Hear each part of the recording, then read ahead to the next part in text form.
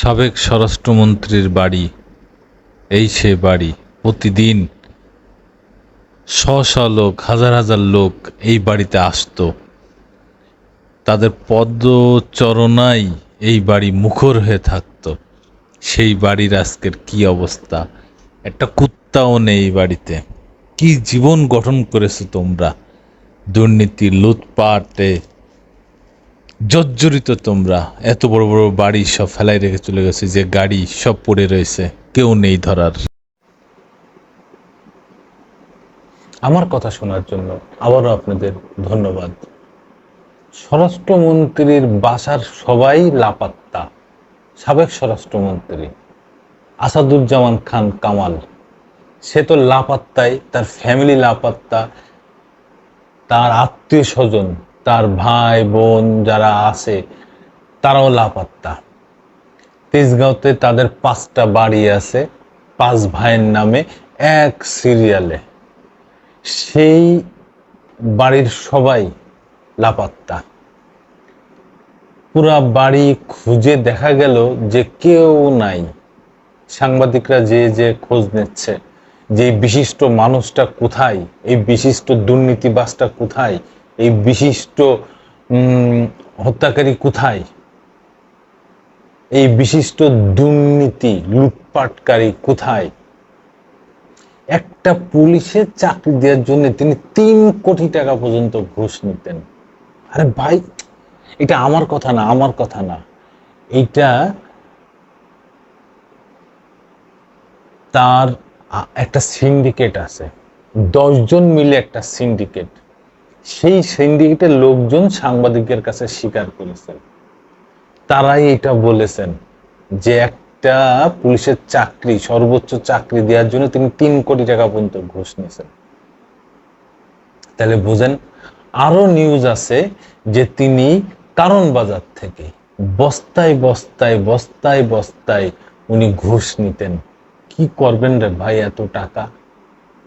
আরো ব্যাপার আছে, উনি ফায়ার সার্ভিস নিয়োগের ওই জায়গা থেকেও বস্তায় বস্তায় ঘুষ নিতেন। আরো আছে, ওনার মন্ত্রণালয়ের আন্ডারে অনেকগুলো ডিপার্টমেন্ট আছে, সরকারি ডিপার্টমেন্ট, প্রশাসনিক ডিপার্টমেন্ট। ওই ডিপার্টমেন্ট থেকে উনি বস্তায় বস্তায় ঘুষ নিতেন। কি করবেন রে ভাই এত টাকা! কোথায় গেলেন আপনি? কোথায় চলে গেলেন? কোথায় হারাই গেলেন? পুরো ফ্যামিলি সহ কোথায় হারাই গেলেন? তবে আমার মনে হয় আপনি দেশ ছেড়ে বাইরে যেতে পারেন নাই। আপনি এই দেশের কোথাও আত্মগোপনে আছেন। কি হবে ভাই এত টাকা দুর্নীতি করে যে এত টাকা নিলেন? কি করবেন? না খাইতে পাচ্ছেন, না রাখতে পাচ্ছেন, না ফেলাইতে পাচ্ছেন, না এই এই যে আত্মীয় স্বজন, বউ পোলা মায়া, এগুলো নিয়ে আপনি সুখে শান্তিতে থাকতে পাচ্ছেন না। আপনি তো পালিয়ে আছেন, আপনার পুরো পরিবার পালিয়ে আছে। কত সম্পত্তি আপনার! একটা নিউজে দেখলাম বেশিরভাগ সম্পত্তি আপনি আপনার ছেলের নামে করেছেন। ওই কক্সবাজারে 30 বিঘা জমি একটা কিনছেন, সেখানে 5 স্টার হোটেল, পার্ক, তারপরে সুইমিং পুল, কত কিছু করতেছেন। কার টাকা এটা? কয় টাকা বেতন পাইছেন আপনি মন্ত্রিত্ব থেকে? হারামের টাকা দিয়ে এগুলো করতেছেন ভাই। মরবেন না? মরা লাগবে না?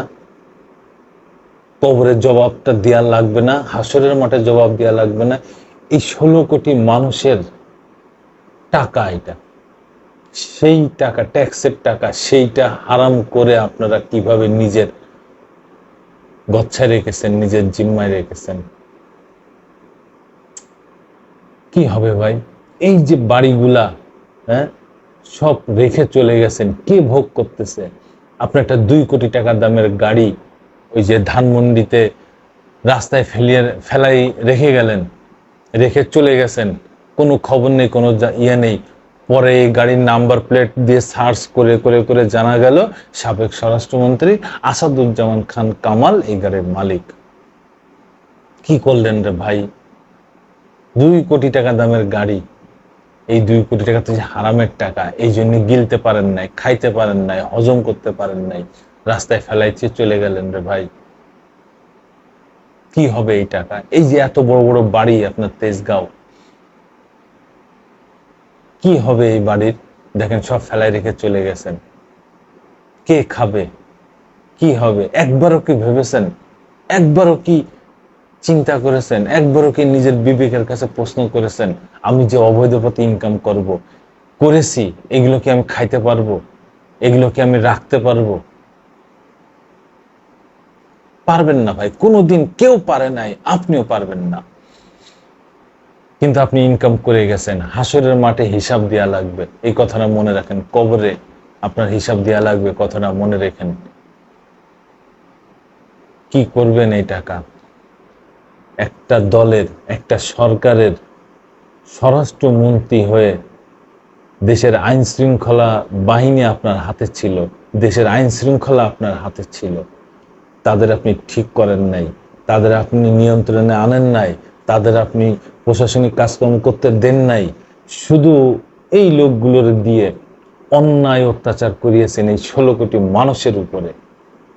দিনকে দিন আপনি অত্যাচার চালাইছেন, দিনকে দিন এই প্রশাসনের কাছ থেকে আপনি ট্রান্সফার, চাকরি, এ ও তামা দিয়ে কেনাকাটা, এইসব সব দিয়ে শুধু টাকার পাহাড় গড়েছেন। ঘুষ খেয়েছেন বস্তাকে বস্তা। কারণ বাজারের ব্যবসায়ী, আহারে ব্যবসায়ী, কত কষ্ট করে সারা রাত জেগে তারা ব্যবসা করে, কত কষ্ট করে। আর আপনার মতো লোকজন তাদের কাছ থেকে চাঁদা নিয়ে এসে এসি বাড়িতে, এসি নারীতে, এসি গাড়িতে থাকে। আর ওরা রক্ত ঘাম করে টাকা ইনকাম করে, সেই কষ্টের টাকা আপনার হাতে চাঁদা হিসাবে তুলে দেয়। না হলে তো তারা ব্যবসা করতে পারবে না। সেই টাকা নিয়ে আপনারা বউ ছেলে মেয়ে নিয়ে সুখে শান্তিতে থাকেন।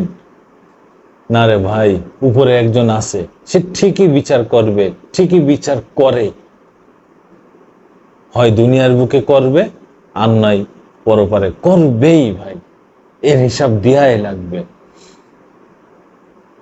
সবাই ভালো থাকবেন, সুস্থ থাকবেন, অপরাধকে না বলবেন, দুর্নীতিকে না বলবেন।